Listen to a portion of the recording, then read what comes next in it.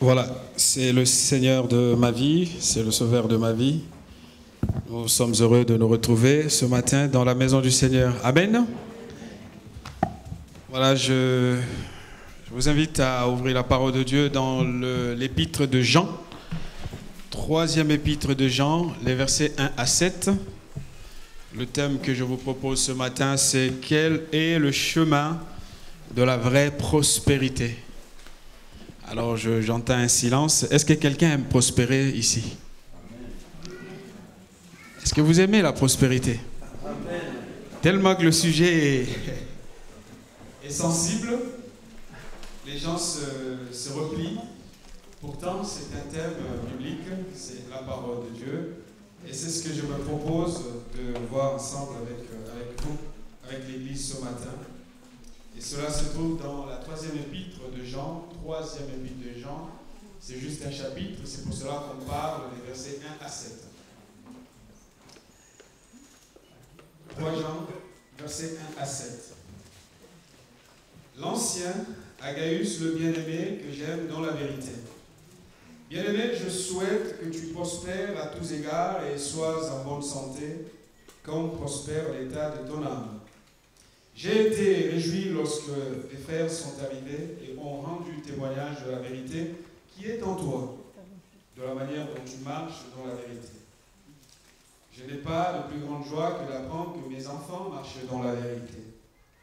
Bien-aimé, tu agis fidèlement dans ce que tu fais pour les frères, et même pour des frères étrangers, lesquels ont rendu témoignage de ton amour en présence de l'Église. Tu feras bien de pourvoir à leur voyage de manière digne des dieux, car c'est pour le nom de Jésus-Christ qu'ils sont partis sans rien recevoir des païens. Nous devons donc accueillir de tels hommes afin d'être ouvriers avec eux pour la vérité. Et je vous propose une lecture supplémentaire dans Proverbes chapitre 4, verset 18. Proverbe chapitre 4, verset 18. La Bible dit « Le sentier des justes est comme la lumière resplendissante, dont l'éclat va croissant jusqu'au milieu du jour. » Amen. Amen. Nous allons prier. Seigneur, nous te bénissons ce matin pour ta parole et nous te demandons de la bénir. Tu as dit que nous connaîtrons la vérité et la vérité nous rendra libres. Seigneur, merci de nous enseigner, merci de placer sur notre cœur, Seigneur, ta parole et de nous permettre d'avoir l'éclairage nécessaire dont nous avons besoin pour notre marche spirituelle tous les jours avec toi. Prends toute la place, Seigneur, et que au travers de cet échange, de ces partages de ta parole, Seigneur, toi tu sais comment appliquer cette parole dans les cœurs des uns et des autres. Tout ce que je peux te demander, Seigneur, c'est que nous ne repartions pas d'ici tel que nous sommes rentrés. Au contraire, qu'il y ait quelque chose de plus que tu nous donneras ce matin. Pour ta gloire, au nom de Jésus. Amen. Amen. Voilà, je vais parler du mot prospérité. Alors, quel est le chemin de cette vraie prospérité? La prospérité, si je parle de la vraie, c'est parce qu'il y a aussi une fausse prospérité basée sur l'évangile de la prospérité, comme nous le savons, où on va dans des endroits, dans des églises, où on écoute des très bons prédicateurs, des bons orateurs, des gens éloquents, qui finissent par faussement nous convaincre que si nous venons à Dieu et que nous nous convertissons, désormais tout sera rose. Nous aurons la plus belle voiture, nous aurons la plus belle maison, nous aurons la plus belle femme, nous serons toujours en bonne santé. Et vous connaissez tous les travers qui sont liés à cet évangile de la prospérité. Mais ce n'est pas parce que l'évangile de la prospérité est un mal que nous allons mettre dans le même sac la notion même de la prospérité selon la Bible. Nous le voyons dans la lecture que nous venons de faire. Il y a vraiment de la part de l'apôtre Jean le désir de voir prospérer la vie, la personne de Gaius, cet homme dont nous allons parler ici ce matin. Frères et sœurs, Dieu veut nous voir avancer. Amen. Dieu veut nous voir aller de l'avant avec lui. Car les progrès spirituels, vous savez, sont une réalité de notre vie avec Jésus. Et ce n'est pas parce que je suis dans une église où il est difficile de vivre la paix que réellement je ne pourrai pas prospérer. La prospérité n'est pas liée à une église. La vraie prospérité. C'est la fausse prospérité qui veut nous faire croire que si je vais dans tel endroit, je serai béni, ma vie va changer. Ma vie ne change pas parce que je suis sous ce toit-là, dans cette église-là ou dans cette dénomination. Ma vie change si seulement je rentre en relation avec la parole de Dieu. C'est qui transforme, frères et sœurs, nous sommes d'accord. Ce n'est pas une église, ce n'est pas une dénomination, mais c'est la parole de Dieu qui transforme et qui bénit la vie d'un homme. Amen. C'est la parole. On sait que derrière le mot église se cachent même des choses dangereuses. Tout ce qui se nomme église n'est pas église, nous le savons. Il y a des sectes qui s'appellent église, et même que la loi va réprouver, va attaquer. Ce n'est pas parce que ça s'appelle église que tout sera rose, tout sera bien.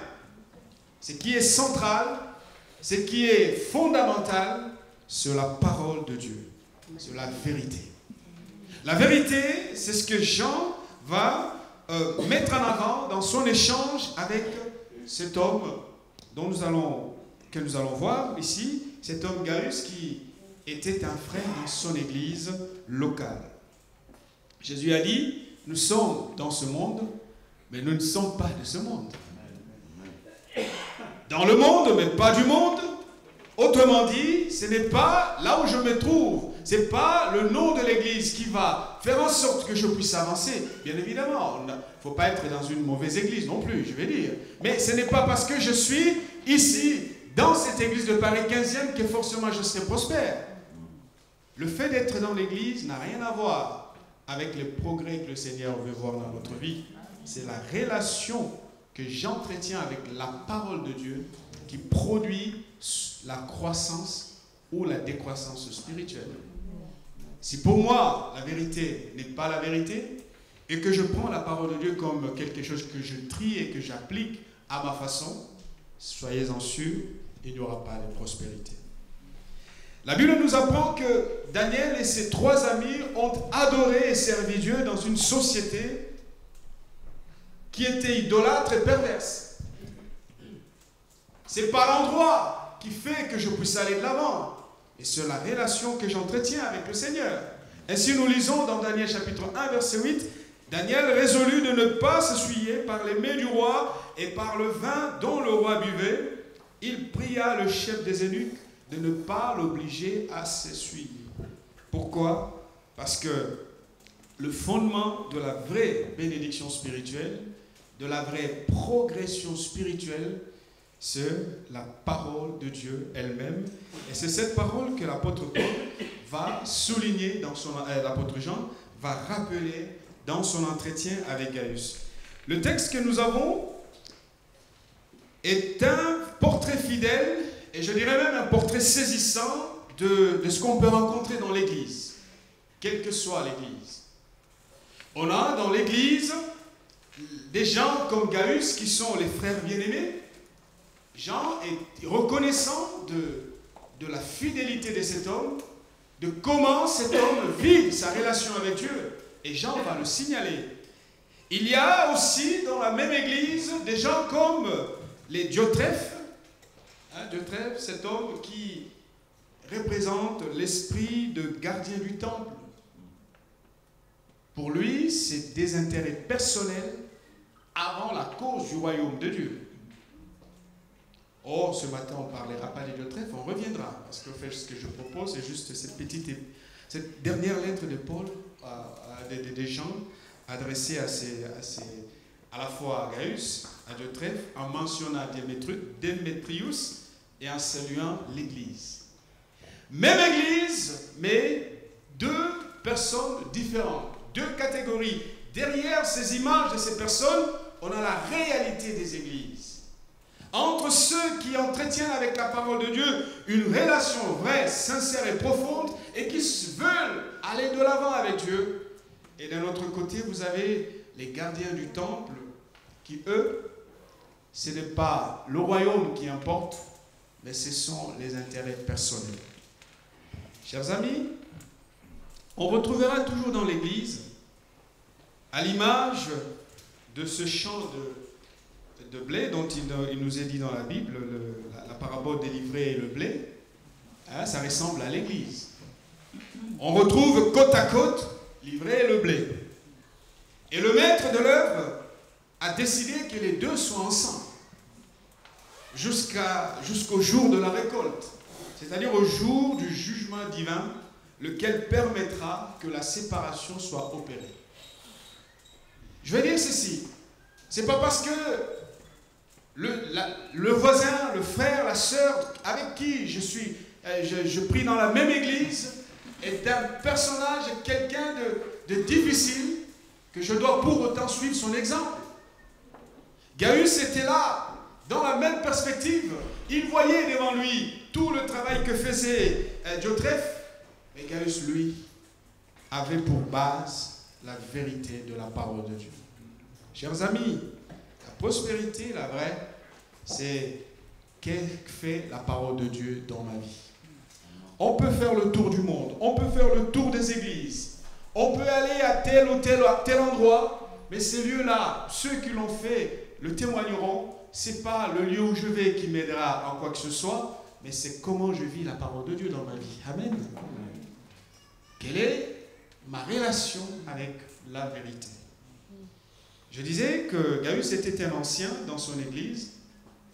Vous savez, les églises sont portées par des hommes et des femmes d'une grande volonté. Des gens qui, il y en a ici, je ne veux pas le rappeler, mais ils sont là, ils se reconnaissent, qui sont d'une grande aide au fonctionnement de l'Église, à l'avancement du royaume de Dieu, à la progression de la cause du royaume. Gaius, lui, sa porte était ouverte, un homme vrai. Oh, il travaillait de tout son cœur. Et lorsque Jean va l'apprendre, il est bouleversé, il est remué, il est heureux de voir que oui, même là où règne le mal, il y a toujours quelques-uns qui sont animés d'une bonne volonté. L'apôtre l'appelle le bien-aimé. Ça rappelle la qualité de la relation sur la base de l'amour fraternel. Ce n'était pas un amour par affinité. Ce n'était pas un amour parce qu'ils se connaissaient en dehors de l'église. Ce n'était pas un amour parce qu'ils ont été à l'école ensemble ou ils ont joué aux billes. Non. La base de l'amour entre deux hommes, c'est la vérité de la parole de Dieu. Parce que Dieu le recommande, parce que Dieu l'a dit, et nous nous sommes rencontrés dans cette expérience, voilà, va se fonder une relation vraie. L'apôtre Jean rappelle à plusieurs endroits, bien-aimé, regardez comment il va parler à cet homme avec beaucoup d'affection derrière. Mais il n'était pas cher à Jean. Même les étrangers, les gens qui étaient des passages dans cette église, rendaient de lui un témoignage favorable. Amen. Amen. Chers amis, qu'est-ce que cet homme a fait concrètement? Comment il a pu prospérer? La première chose, ou l'élément central de sa prospérité spirituelle, c'est l'attachement à la vérité. Alléluia. Amen. L'attachement à la vérité. Au verset 3, Jean le dit. La vérité qui est en toi. De la manière dont tu marches dans la vérité. Alors, imaginons que nous soyons amenés à nous poser la question, est-ce que la vérité est en nous? Si oui, ou sinon, comment marchons-nous? Amen. Amen. Comment marchons-nous? Qu'est-ce qu'est donc la vérité? C'est quoi la vérité? La vérité, dans les mots des gens, parce que le concept de vérité a été défini par les philosophes, les psychologues, tout le monde peut avoir sa définition. Même si nous demandons aux académiciens français, ils ont une définition de la vérité. Et quand Jean parle de la vérité, à quoi se réfère l'apôtre?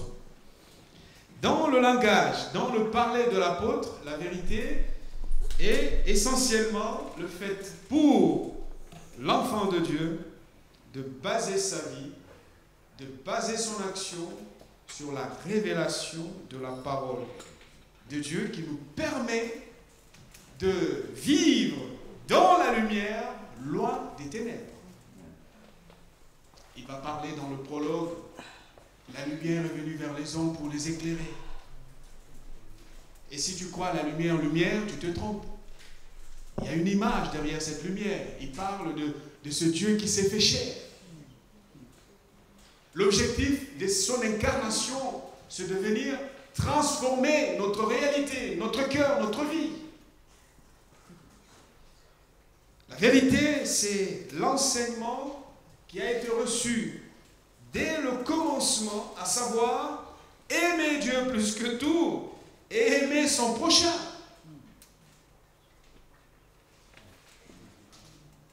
On peut jeûner, on peut donner, on peut faire tout ce qu'on veut, on peut faire beaucoup d'acrobaties, on peut faire tout ce qu'on veut comme gymnastique. Mais si Dieu n'est pas au-dessus de tout, et que l'autre, je ne le considère pas comme moi-même, chers amis, il n'y a pas de prospérité. Amen.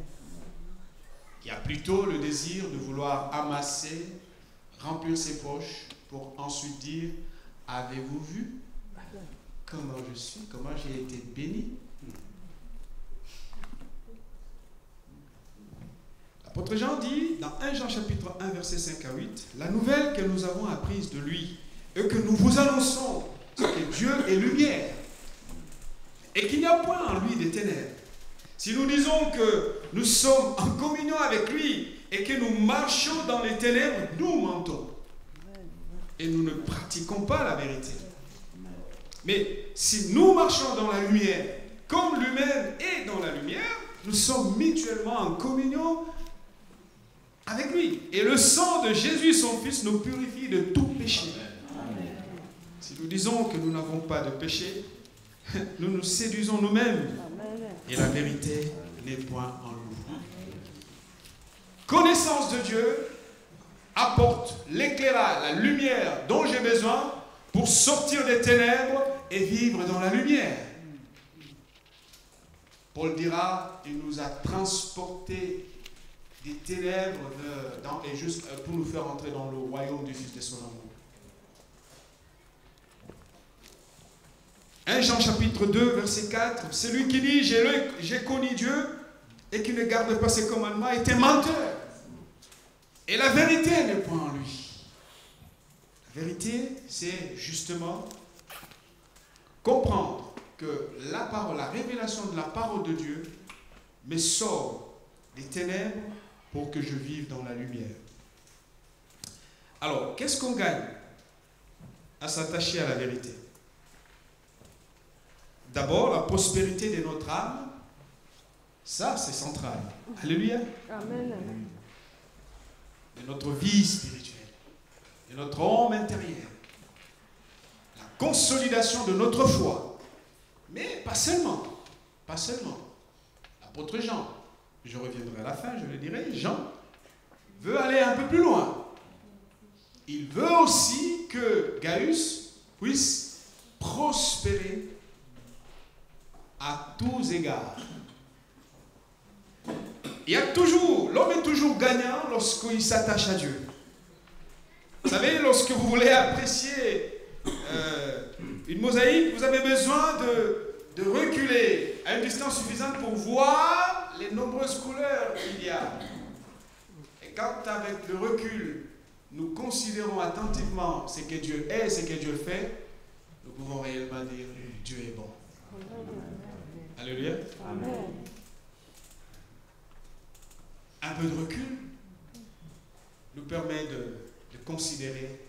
la bonté de Dieu. Pourquoi? Parce que le danger n'est pas loin. Lorsque Jean exhorte Gaius à continuer dans cette direction, c'est parce qu'il savait que dans l'église, il n'y avait pas que Gaius, il y avait aussi Diotrephe. Et Jean veut que cet homme puisse prospérer, puisse avancer, progresser dans ce qu'il est en train de faire. Paul disait à Timothée, « Car il viendra un temps où les hommes ne supporteront pas la sainte doctrine, mais ayant la démangeaison d'entendre des choses agréables, ils se donneront une foule de docteurs selon leurs propres désirs. Ils détourneront l'oreille de la vérité et se tourneront vers les fables. » Et à propos des deux hommes qui étaient égarés dans l'église, Paul va dire à Timothée, « Évite les discours vains et profanes, car ceux qui les tiennent avanceront toujours dans l'impiété. Et leur parole rongera comme la gangrène. De ce nombre sont Hyménée et Philette, qui se sont détournés de la vérité, disant que la résurrection est déjà arrivée et qui renversent la foi de quelques-uns. Néanmoins, le solide fondement de Dieu reste debout, avec ses paroles qui lui servent de sceau. Le Seigneur connaît ceux qui lui appartiennent, et quiconque prononce le nom du Seigneur, qu'il s'éloigne de l'iniquité. Amen. Amen. Il marchait dans la vérité. L'apôtre Jean dit, de la manière dont tu marches. La conduite reflète et définit la qualité de la sémence qui est dans mon cœur, dans notre cœur. Si la sémence qui est en nous est la vérité, notre conduite sera dans la vérité. Alléluia. Amen. Vous savez, l'expérience de la foi est une expérience que nous faisons avec un Dieu qui veut le mouvement parce que lui-même est en mouvement. Or, pour que le mouvement soit possible, il faut être dans le vrai. La marche dans la vérité est plus qu'une adhésion. Ce n'est pas parce que vous avez une carte de membre, je suis membre de telle église, que ça y est, c'est bon, c'est fini, j'ai mon billet pour le ciel. Non! Marcher dans la vérité n'est pas une adhésion seulement. C'est plus qu'une adhésion. C'est au fait la conformité, conformer la profession de foi et la pratique de la foi. Ce que je dis doit être en adéquation avec ce que je fais et je suis. Si les deux ne sont pas ensemble, chers amis, on peut beau crier, on peut beau gesticuler, on risque d'être semblable au prophète des Baals. Le progrès exige la conformité des deux choses. Jésus a dit, celui qui demeure en moi et en qui je demeure porte beaucoup de fruits, car sans moi vous ne pouvez rien faire. Et le mot grec, le verbe demeurer, que nous traduisons en français par demeurer, en grec, méno, ça veut dire rester vivant. Lorsque je demeure, ça exige un mouvement de deux côtés. C'est ça le sens même de la relation. Rester vivant, il y a un mouvement. S'il n'y a pas ce mouvement, ça ne sert à rien. Et on court le risque. Le risque de quoi? D'être semblable à des gens comme Diotrephe. On ne dira pas que Diotrephe a mal commencé. Mais petit à petit, à force de vouloir jouer avec la parole de Dieu, on finit par la priver de toute sa substance. Elle devient quelque chose qui nous sert pour nos intentions personnelles, pour nos intérêts. Et la parole, la vérité n'est plus, je ne suis plus au service de la vérité. Gaius ne se servait pas de la vérité, mais il marchait dans la vérité. Son guide, la direction, le GPS de sa vie, c'était la vérité de l'évangile. Amen. Amen. Paul disait à Timothée que tes progrès, 1 Timothée 4, versets 15 à 16, que tes progrès soient évidents pour quelques-uns. Pour tous. Alléluia. Amen. Ah, je suis content d'avoir des frères qui connaissent leur Bible, c'est bien. Alors on va dire, mais pourquoi progresser? Il nous dit que tes progrès soient évidents pour tous. Il faut qu'ils soient évidents pour tous. Veille sur toi-même et sur ton enseignement. Persévère dans ces choses, car en agissant ainsi, tu te sauveras toi-même et tu sauveras ceux qui t'écoutent. Alléluia. Amen. Est-ce que je progresse? Lorsque Jean apprend cela, la Bible dit, verset 4 de 3 Jean, je n'ai pas de plus grande joie que d'apprendre que mes enfants marchent dans la vérité. Alléluia. Deuxième chose, après l'attachement à la vérité, deuxième chose que l'on retrouve dans la vie de cet homme, Gaius, c'est que la sémence de la vérité a produit en lui des attitudes justes. Amen. Amen. Oh, alléluia. Amen. Il lui dit, bien-aimé, tu agis fidèlement dans ce que tu fais pour les frères et même pour des frères étrangers, lesquels ont rendu témoignage de l'amour, de ton amour en présence de l'Église. Tu feras bien de pourvoir à leur voyage d'une manière digne. Et quand on parle d'attitude juste, qu'est-ce que je vais dire? J'entends par là les dispositions profondes qui sont dans le cœur du croyant. Le croyant a été touché et transformé par la vérité. Cette vérité place dans son cœur des dispositions profondes pour qu'il soit au service de la même vérité. Il s'agit d'un état d'esprit. Un état d'esprit qui ne vise rien d'autre que les valeurs du royaume de Dieu. Aimer Dieu plus que tout. Aimer mon prochain comme moi-même. Et là, vous avez le résumé des 10 commandements de Moïse. Gaius a combiné ensemble les deux choses. Il avait l'amour des frères, Philadelphia, mais pas seulement, il avait aussi l'amour des étrangers. Jean le souligne, parce qu'on voit chez lui que dans la tête, dans la mentalité de ce frère, dans son attitude, il n'y avait pas à faire des séparations. Celui qui était là l'est parce que Dieu l'a décidé. Alléluia. Amen. Je sais que notre pays, la France, nous traversons des moments difficiles où on sent le discours changer. On a peur du fait que ce sont les étrangers, les autres qui arrivent, qui prennent ceci, qui prennent ça. Et l'Église est là pour rester comme porte-parole de la vérité. Ne pas tomber dans ce piège. Ne pas regarder l'autre par rapport à ses origines. Ne pas regarder l'autre comme celui qui me prend mon pain.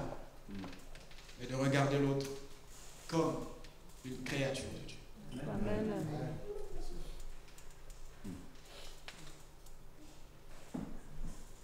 On ne peut pas avoir l'amour des frères seulement. Cet homme combiné aux côtés de l'amour des frères, l'amour des étrangers. Israël a été étranger en Égypte. Il a été en esclavage.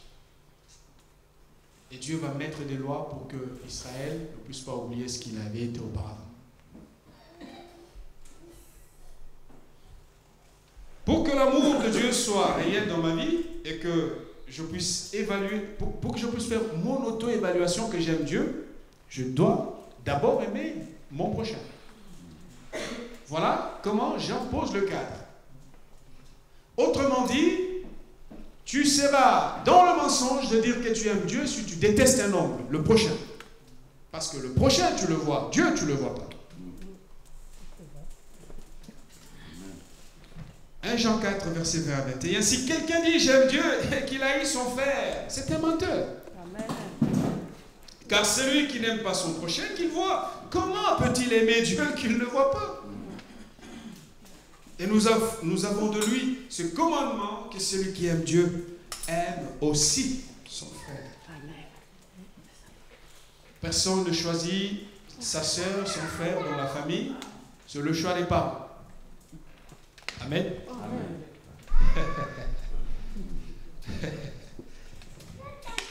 Le frère que nous avons, oh, moi j'ai mon petit frère qui est là, mais je ne l'ai pas choisi. Je ne l'ai pas choisi, ce sont mes parents qui ont fait le choix. Amen. Mais, voilà, c'est ma soeur, c'est mon frère. Dès l'instant où c'est ma soeur ou c'est mon frère, mon devoir est de l'aimer. Je n'entre pas dans des considérations, tu vois, il est plus beau que moi, il est plus grand que moi, il n'est pas intelligent comme moi, donc j'ai honte de lui, je ne veux pas. Non! Quand Dieu a décidé que celui-ci ou celle-là devient son enfant, mon devoir, c'est de l'aimer en retour. C'est le choix de Dieu. Qui suis-je pour négocier les choix de Dieu? Qui suis-je pour discuter ce que Dieu dit dans sa souveraineté? Et quand il envoie que cette population ou telle autre, ou cette catégorie de gens ou telle autre, qui suis-je moi pour négocier? La Bible dit, l'homme sème, mais c'est Dieu qui fait croître. Et enfin, on voit chez Gaius, je disais que je ne peux pas traiter ce texte et occulter cette notion quand même de la prospérité matérielle. Parce qu'elle est là. Hein? J'ai essayé de poser le cadre au début de mon message pour prévenir contre les dérives du message de la prospérité. Mais la notion de la prospérité, elle est biblique. Le vœu de Jean envers Gaius, qu'est-ce qu'il veut, Jean? Jean lui dit, bien-aimé, je souhaite que tu prospères à tous égards et sois en bonne santé comme prospère l'état de ton âme. Et en parlant de prospérer, l'expression veut dire que tout puisse aller bien pour toi. L'expression veut dire, même expression grecque, dans d'autres passages de la Bible, veut dire faire un bon voyage. N'est-ce pas? On nous a prêché. Le thème du dimanche dernier, c'était sur le voyage. Mais le voyage en soi, s'il n'est pas bon, à quoi bon voyager? Faire un bon voyage. Avoir du succès. Succès où? Dans ma famille, au travail, dans mon ménage, dans mon mariage, dans ma vie maritale, conjugale, partout. Le Seigneur veut me voir et évoluer avec lui. Mais pourquoi? Pour quel but? Pourquoi sommes-nous? Pourquoi devons-nous être bénis? Pourquoi dois-je être prospère? Ce n'est pas pour que les autres voient que je suis prospère. Mais c'est pour que je puisse tout simplement réaliser, accomplir ma tâche de disciple de Jésus-Christ. Un enfant de Dieu, chers amis, est un gérant des biens que Dieu lui confie. Je vais te dire, si tu en as plus, ce n'est pas pour toi. Tu les gères. Oh, je vois que vous n'êtes pas d'accord.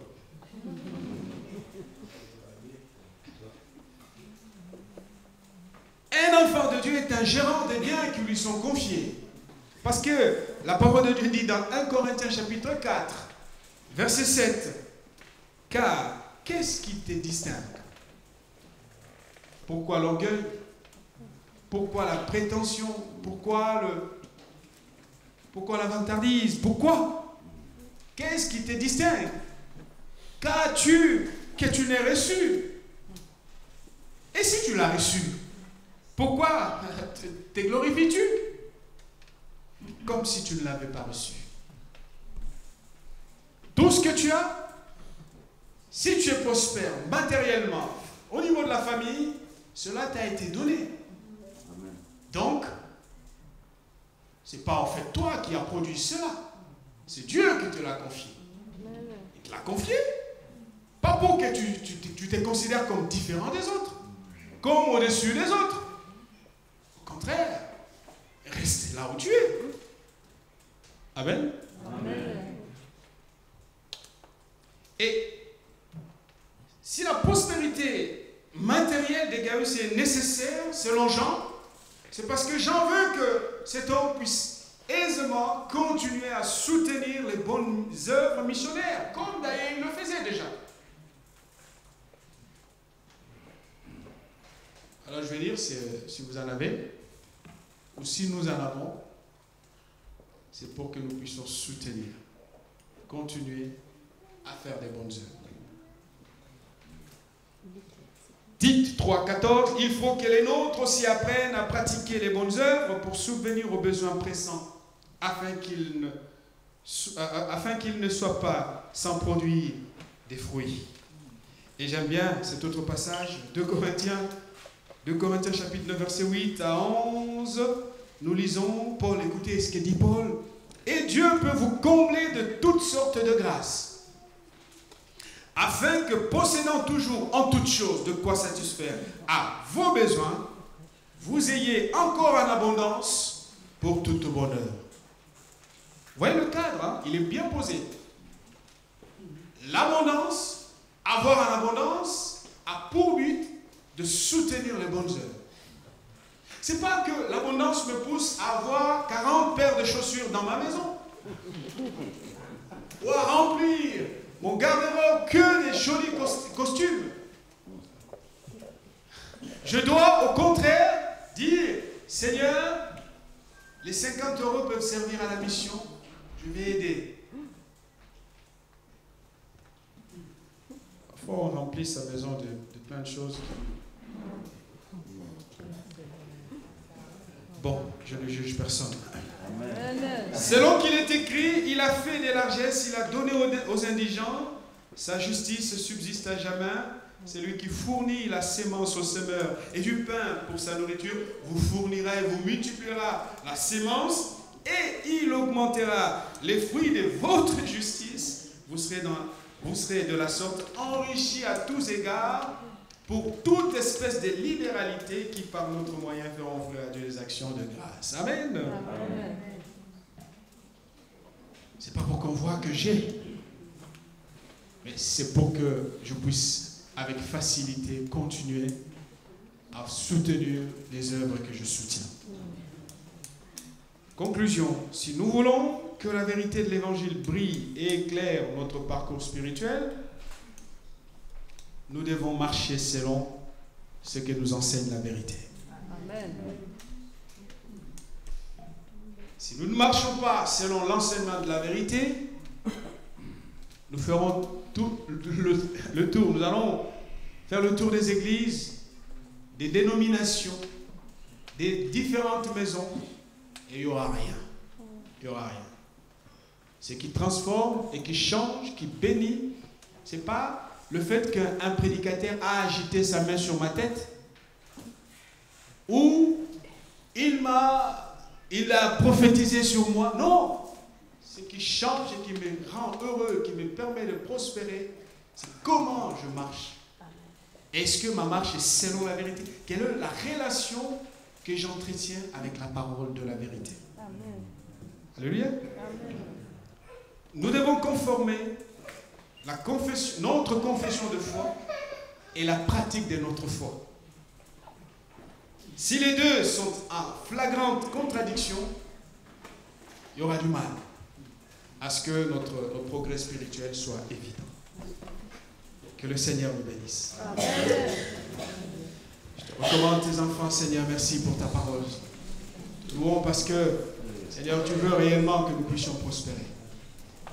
Pas selon le cliché de la prospérité comme on a tendance à nous l'inculquer, Seigneur. Mais il s'agit là de la vraie prospérité.